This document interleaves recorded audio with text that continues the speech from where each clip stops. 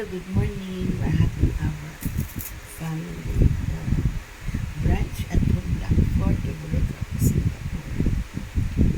June 28, 2026. Happy Sunday, folks. My son Mitchell falls asleep.